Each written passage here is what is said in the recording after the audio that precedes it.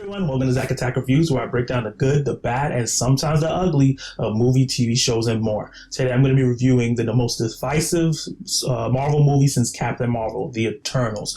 Are the critics being too harsh on this movie and naming it the worst Marvel movie of all time, well, from the MCU at least, or the fans being biased and blinded with their positive reviews? As someone stuck in between as a fan and trying to become a critic, I'm going to tell you what my thoughts are. I'm going to break it down.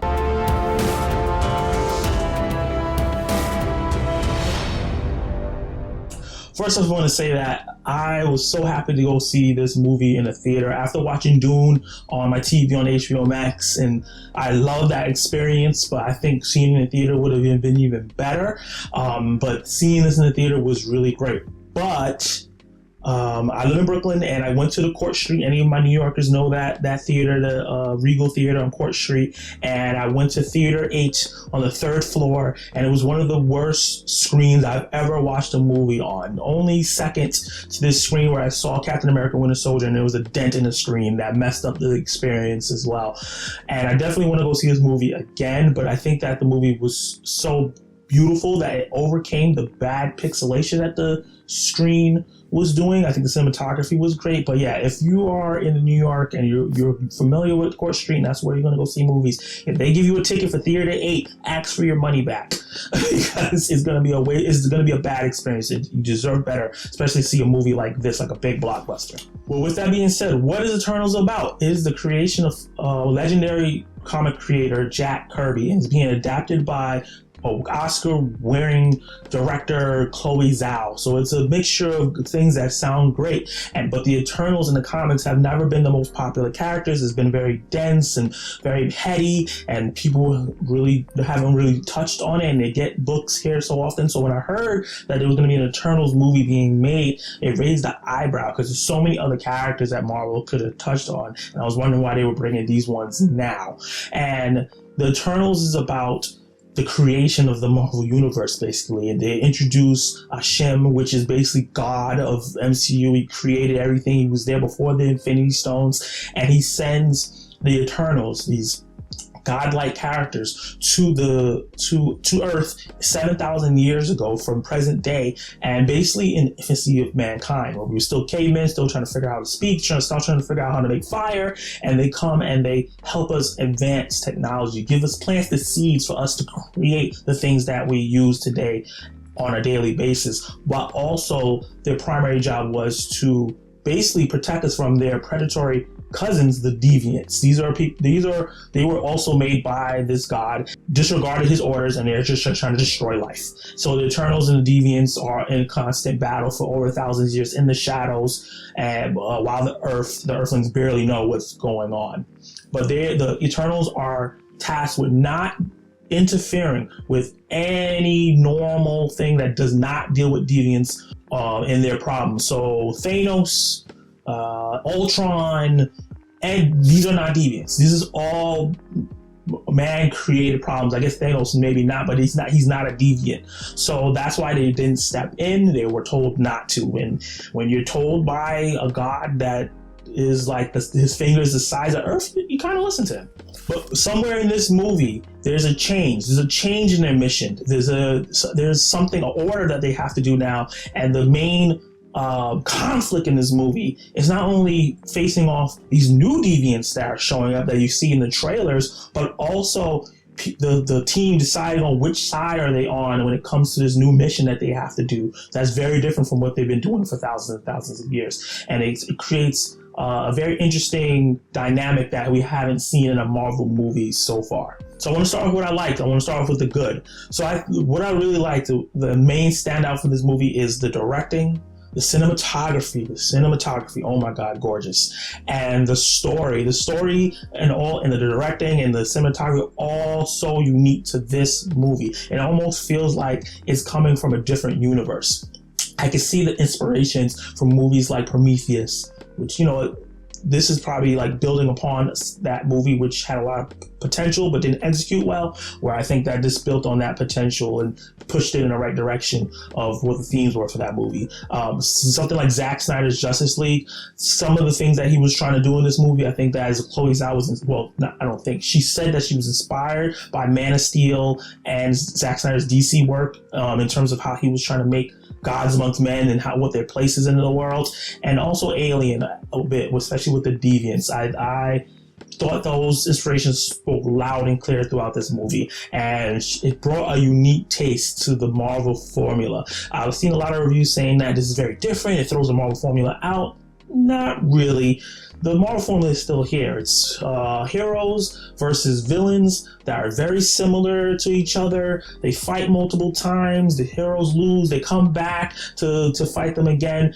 But it's not as simple. There's more to it. There's a gigantic world building and multiverse building and universe building. Like, this is literally the creation of the universe to the beginning of man, and then it goes across multiple different times of the 7,000 years that the Eternals have been around to show you different points of their journey, and it flashes back between the present day, the past, and it does it in a way where when they go back to the past, is revealing a story point that you need to know so you can understand what's going on in the present, which I really liked. And it reminded me a little bit of Captain Marvel with how they were, tapping into her memories and showing a little bit of the past, and then she pushed forward into the future. So there's a lot of similarities to a lot of other Marvel projects in this one, while also bringing unique elements at the same time, which I thought was great. So you felt some familiarity with certain parts, but also some freshness with others. And the most important thing that I really liked was that the themes of the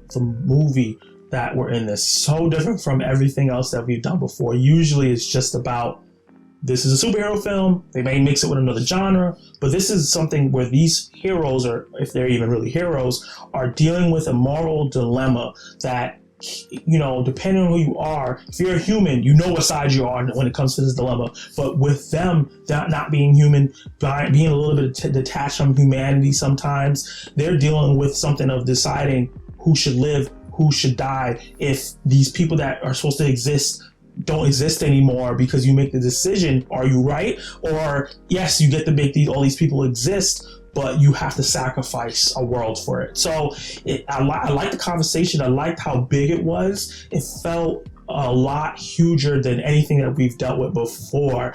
And I think Chloe Zhao told the story and those themes very well. She didn't dive as deep as I wanted her to do, but I still understand this is a Marvel movie, it's a blockbuster, it's not an art house film. She can't just spend 2 hours really talking about, why it's worth it for humanity to live, or why it's not worth it for humanity to live, and she can't go super deep into it, but I think it did it enough to cause a good conversation in your head while you're watching the movie. And she had enough twists and turns within the story that will surprise you. You can have good direction, good cinematography, a great story, but the characters are what really sell it for the people. All that stuff can be great, but if you don't connect to the characters, it's not going to work. And I think that with this movie, it's going to be hit and miss for certain people because they do take a different approach on how they do the characters, on how they dwell into each person's backstory. These characters have been around for 7,000 years, so we're not seeing them from the beginning as they're learning. We're jumping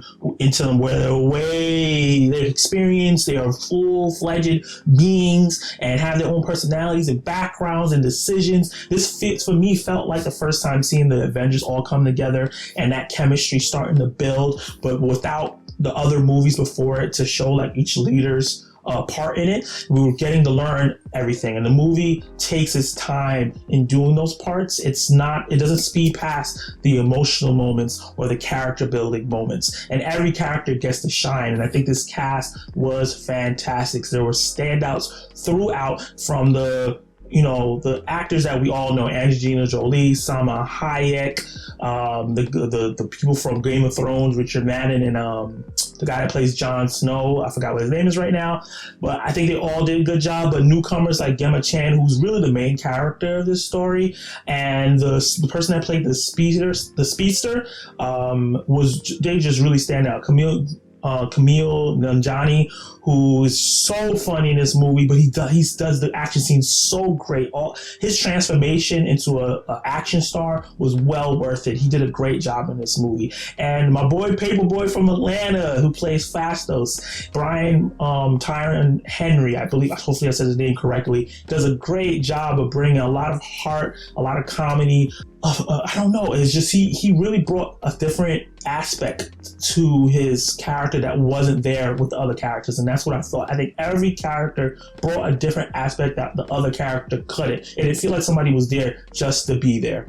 They all had a point to be there in the story. And another great thing is great. The movie looked fantastic. One of the best looking Marvel movies. Actually, probably the best looking Marvel movie I've ever seen so far. The characters, in my opinion, were really great. I enjoyed their story arcs and how things changed. Some characters weren't used as much as I would like, but I understood that the story was more first than the characters themselves. But the action that was in this movie was really, really entertaining. I was scared in the beginning that these Eternals were going to be too overpowered because they were mopping up the deviants left and right in the beginning. But that was 7,000 years ago. When it got to the modern time and they started fighting these new deviants, they started to struggle, and it really helped show that not all these characters are supremely powerful. They're not all a bunch of Captain Marvels or Supermans walking around with no weakness. Not all are combat ready. Not all their powers are for combat. So some of them were actually in grave danger, and some more than others. And there was stakes in this movie that I just don't usually feel in other Marvel films, where I feel like for the most part everyone is safe. You're just enjoying a ride to see where the story goes. There were high stakes, so every time someone was in danger, I was like, oh, what's going on? Like, my friend turned to me in the movie theater, was like, is Marvel doing like a superhero snuff film in PG-13? Because this is crazy. And that feeling was really great to carry throughout the movie. And the CGI and the VFX were top notch. Jesus, for the most part, it was all stellar. I think there was like one moment inside of one of the after credit scenes where the CGI was a little spotty, but it wasn't terrible. But the way the Eternal powers were animated, the look, they all had this unified look where it was gold, but each of their powers still felt unique, which was great. And I love their costumes. I feel like a lot of the MCU costumes kind of feel similar. They almost felt like Power Rangers, to be honest. This team really felt like a combination of Power Rangers and the Justice League, which was really, really interesting to bring those DC elements into a Marvel film. And depending on how you feel about the DC world and the way the live action movies, that might turn you off a bit. But since I love both Marvel and DC, and it was kind of a combination of both, the best of both worlds, I thought that all that was fantastic. Now let's talk about the bad. I really had to think really hard about what I didn't like about this movie, because if you haven't been able to tell by the good section, I really enjoyed all the aspects that this movie was going for. And these are more nitpicks for me. I think they don't really a big detriment to the movie, but I think that the music wasn't really that memorable. And that's always kind of been a little bit of a problem with Marvel movies, where they don't have super memorable music other than the Avengers one, which is super classic. But yeah, I can't think of any time where I was like, yeah, that tune is cool, it's catchy, I want to get the score of this. No, not really. I think that some of the writing was cringy a bit, and some of the delivery of lines was a little bit cringy, but those are few and far between this movie. It wasn't like it was one after another, and they weren't like super terrible, but it was certain lines where I was like, really? But it didn't affect me that much, but others could feel like it's cringy. I've talked to other people, and they said that they felt some of the moments were cringy. And also, I think the antagonists, I don't even call them bad guys, because when you watch the movie you can kind of see that they're more antagonist than evil. The deviants, I think they were a missed opportunity. They were shortchanged in this movie. I think it would have elevated the movie just a little bit more if the deviants were used. They started out like kind of generic bad guys, but then halfway through the movie they started getting really interesting, and then as we get to the third act, I thought that was even the specific deviants were getting even more interesting, and then they kind of was dropped to the wayside for the more personal conflict that was going on, which I was happy that the personal conflict was there because it was different from most Marvel films and remind me of Captain America Civil War, where there wasn't a big bad for all the Avengers to fight. It was kind of between themselves, but I still think they're not a Baron Zemo. Like, Baron Zemo is one of the best MCU villains, and the way he orchestrated everything, I don't think the Deviants get that weight. And hopefully we see them later on, and maybe they get to develop better in a sequel or something. And let's talk about the ugly. Yeah, this one is a minor thing, but I have to say that it is a sex scene, the first sex scene in a Marvel movie, an MCU movie ever. And I think that it was unnecessary. I didn't think that it needed to be done, and I think that it wasn't done in a way that was very exciting either, and it was very quick. So I felt like it could have just shaved that 20-30 seconds out of the movie and would have been fine, and it would have been some awkwardness. I feel like there was probably some awkwardness with some parents and some kids. You know, like, parents probably at this point think, oh, I can definitely bring my kids to a Marvel movie. I don't have to worry about them seeing anything sexual or overly violent. So I did think that part was a little unnecessary. So let's talk about my verdict. Who is this movie for? It definitely was for me. It checked all of my boxes, man. But I can see it not checking boxes for other people. But I absolutely love this movie. It's one of my favorite movies of the year. I am confuzzled, confused, confounded by these critic reviews. The fact that this is the worst rated Marvel movie of all time. This is crazy. This is not worse than Black Widow. No way. Not worse than Thor 2, The Dark World. Now, it's better than some of the really good Marvel movies, in my opinion, my personal opinion. You may have a different opinion. I definitely want to hear it in the comments. But if you like a big, sprawling, world-building, with full of heart sci-fi fantasy with these strong characters but that are very vulnerable, funny, and likable, this movie is for you. It has all the Marvel sensibilities with the formula, the fun, the laughs, and the action, while also bringing something that is a little bit more thoughtful and sci-fi and heady. It's not as dense as something like Dune, but it's a little more denser than anything else that we've gotten before because of some of the things that it's talking about. Who is it not for? If you like a fast-paced, funny movie, if you really enjoy things like Guardians of the Galaxy, Thor, Ragnarok, where it's quick, and it's quick after the quick, and a lot of action, a lot of funny, and a lot of slapstick humor, this is not going to be for you. It's a lot slower. There's a lot of quieter moments. There is a lot more action than people are giving it credit for, but it's not as much as maybe another Marvel movie where it's like a mandatory action scene every 15 minutes. Well, I started watching this movie and I was like, wow, this is so good. I'm so sad that I had so low expectations. I was really loving it. And I was like, okay, this is a great movie. This is a B. And then the end came, the third act. Marvel finally has, to me, a great third act. Not only was the final fight sequence and moments not amazing, the fight sequences were amazing. Some of the best amazing fight scenes and sequences of power characters that we had on screen. One of the best speedsters that we've ever seen.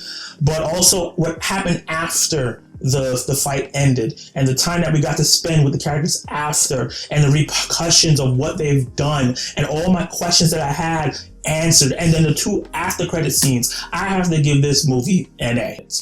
But let me know what you guys think in the comments below.